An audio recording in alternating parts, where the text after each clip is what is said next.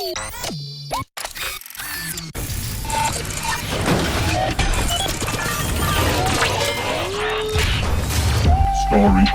rumblings.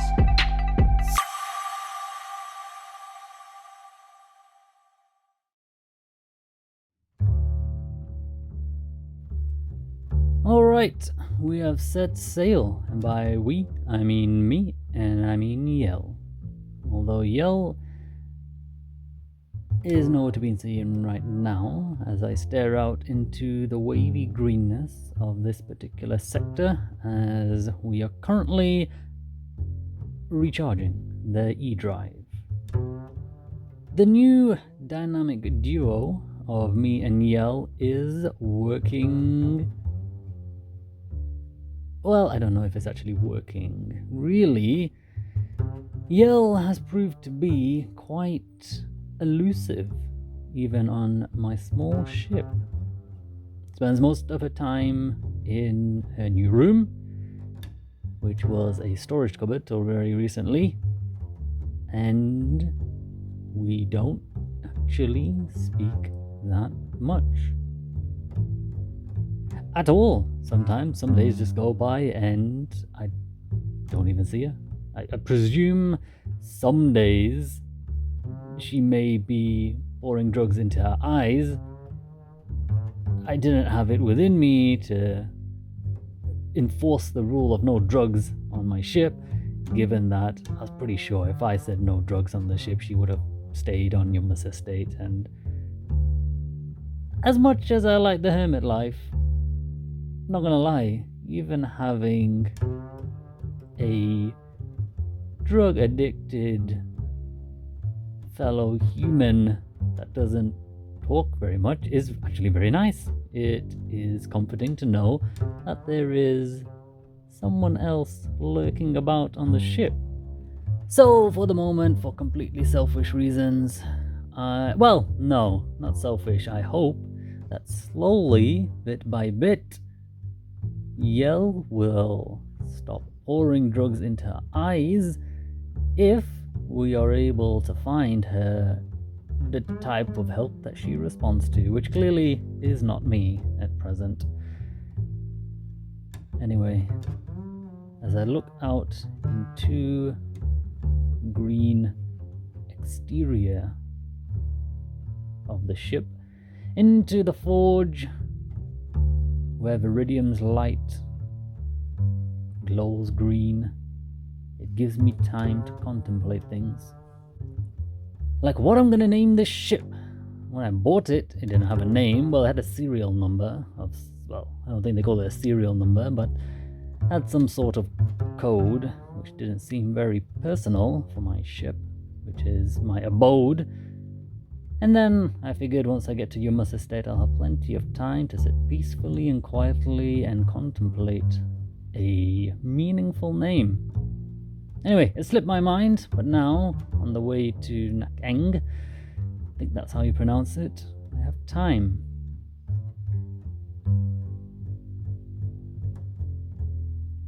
Once again, we're waiting for the E-Drive to recharge after our last jump. Haven't said much. Thought much really over the past 24 hours. Spent most of it thinking of names for my ship, and I think I've decided to call the ship my home the Lightbringer. The next couple of days go by as the previous couple of days did, although with a few changes. Yell does come out of her room a little bit more, and we do not talk. We do, however, sit and eat breakfast and dinner together in silence, just the crunching and slurping sounds of consuming food and drink. Sometimes, when I'm sat in the pilot seat, she comes and sits in the co-pilot seat. I gave her a badge the other day. I made it, I laminated it, and it said co-captain. only regretting it a little bit, given that I don't know what sort of privileges a co-captain gets. But I thought it would be a nice gesture to show that we are equally part of the same team. She doesn't wear the badge, unfortunately. I do wear my captain's badge, just in case we meet some strangers floating around in the forge or flying around in the forge.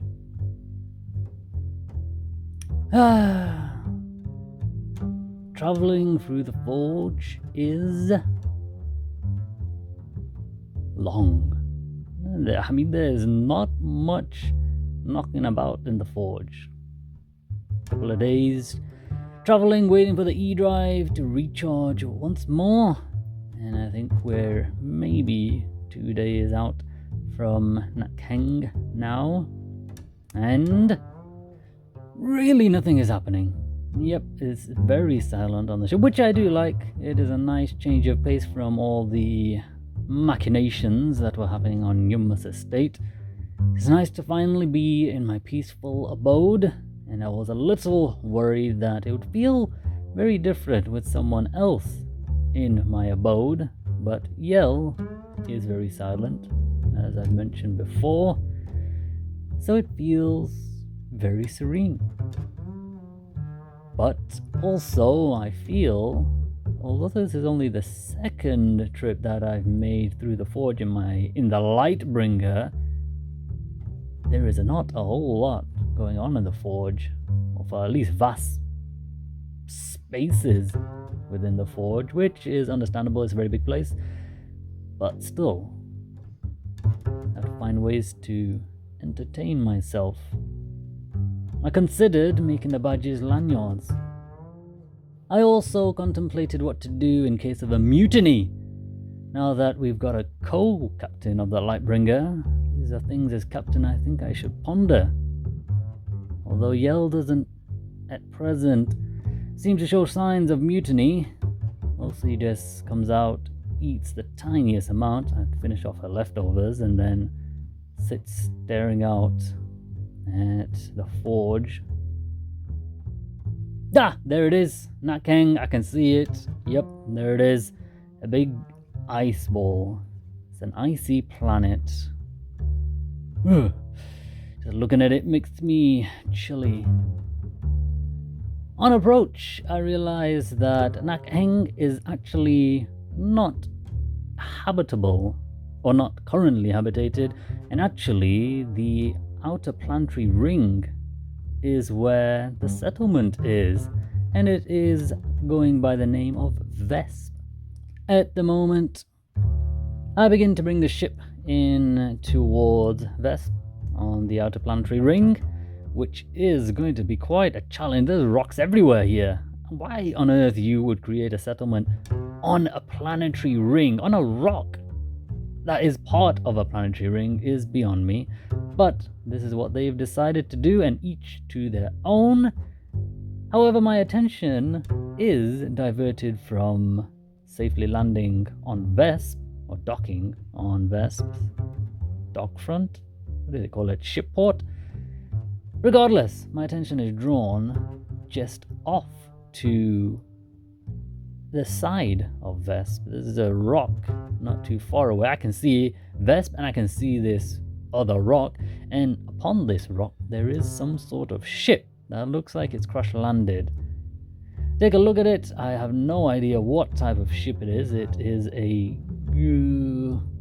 medium sized ship. It's definitely bigger than mine, so mine's a small ship, I think, and that is probably a medium ship. And then there are 3 other varying sizes of ships. It's really hard to tell. Like medium is a big range, and then I know that there's ships that can be the sizes of cities. I mean, some people would not exactly call Yum's estate a ship, but it's definitely advertised as something that can move through space should the need arise. And that's large, that's big. Anyway, let's just go for... There's 4 medium-sized ships there. One that looks like it's crash landed. The other 3 are just hovering around it. The one that's crash landed does look like it's deteriorating, but from what, I can't really tell from this distance. So we carry on to Vesp.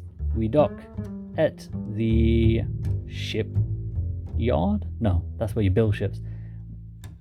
We land on Vesp. Surprisingly that there is no other ships here. Then again, they did decide to set up their settlement on a floating rock in a planetary ring. So I can't imagine that it is that enticing. It was a dock on a rock. Then again, planets are just big rocks, so... Anyway, regardless, we dock at Vesp. There's no other ships there. We managed to go through processing, and we step off the Lightbringer. I salute to the dock master. Turns out they're not the dock master, they're just out for a stroll. And then we decide to head off into Vesp.